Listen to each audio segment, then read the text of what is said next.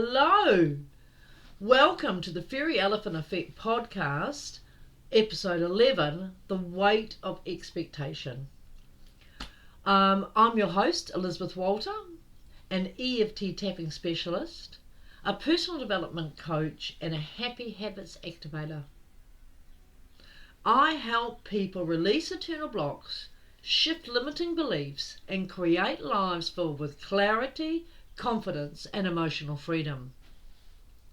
I am deeply passionate about uncovering the hidden threads that shape our lives, the ones woven through our past experiences, the ones we didn't even choose but still carry. Through EFT tapping and intentional self-work doing the due diligence, we can pull those threads, remove distortions, and finally see ourselves for who we truly are. My big part of my work has gone into my book, The Fairy Elephant Effect.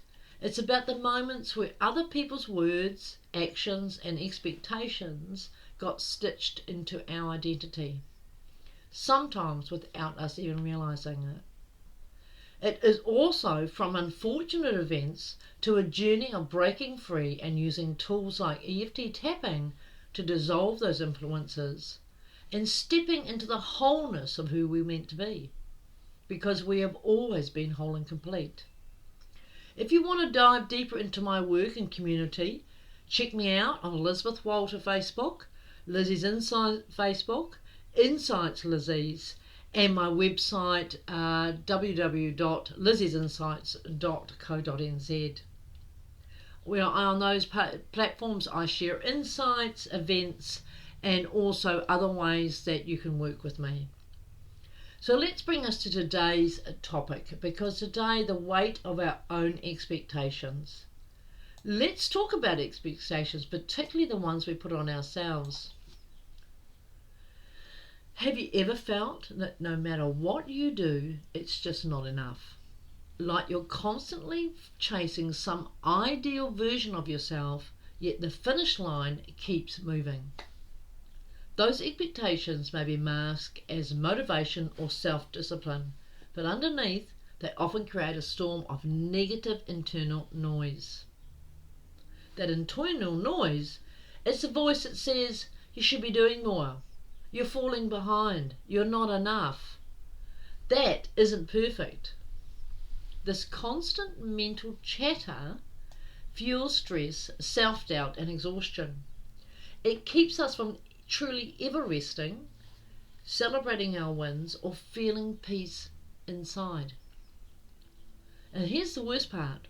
We often don't realise how deeply ingrained these expectations are. They might have come from our childhood, society, or past failures, and we're still punishing ourselves for it. Until we actively work to release them, they shape how we think, feel, and live every single day. Because our thoughts lead to our emotions, and our emotions are displayed in our body or through actions or non-actions. So I do have a program which is called Release and Realign, and in this we look at this a lot more deeply. So you don't have to stay stuck or in a cycle of self-criticism and exhaustion. In the 8-week Release and Realign program is designed to shift, release, and reorganize those internal thoughts. We use EFT tapping, and we target emotional imprints and distortions that have been keeping you feeling like never enough.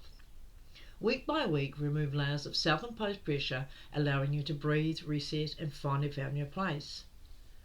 Now, if you want to come and do this program, it is available. It is 1,500 New Zealand dollars, and in those 8 weeks you will transform. But in the meantime, I just want you to ask yourself a question. I want you to just say, when you're going to do something, why am I doing this? What makes this important? Because when we can get out of the habit of having a to-do list and start having a be list, you will find there are very different things you write down. So today, perhaps you could write your to-do list, which I imagine could go on forever. So we're having a limit 5 minutes of writing down your to-do stuff. And your to-do stuff could be wash the car, it could be clean the kitchen, it could be lose 10 kilos, it could be anything like that, your to-do list. And then I would like to spend the same amount of time, 5 minutes, writing down your to-be, B-E, list. Who do you want to be?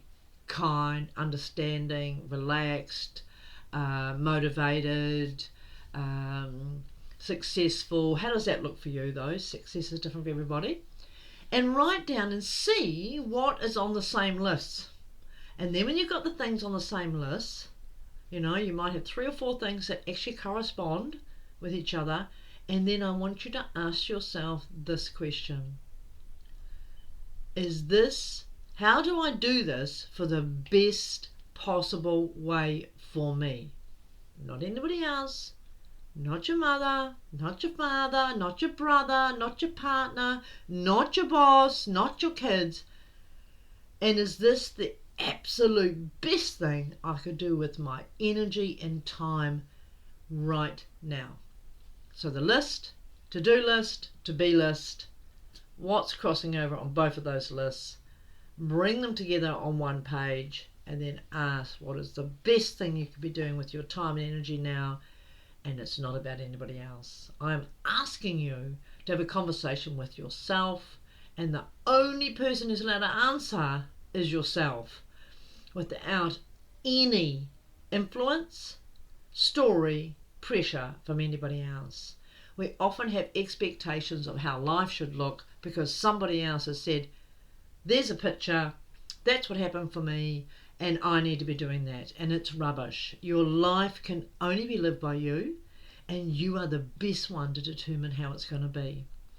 But if you have such high expectations of yourself that you have the story that it's never enough, I never get to the corner, I'm always looking for new things, there is no peace inside you, and then there's no peace outside of you.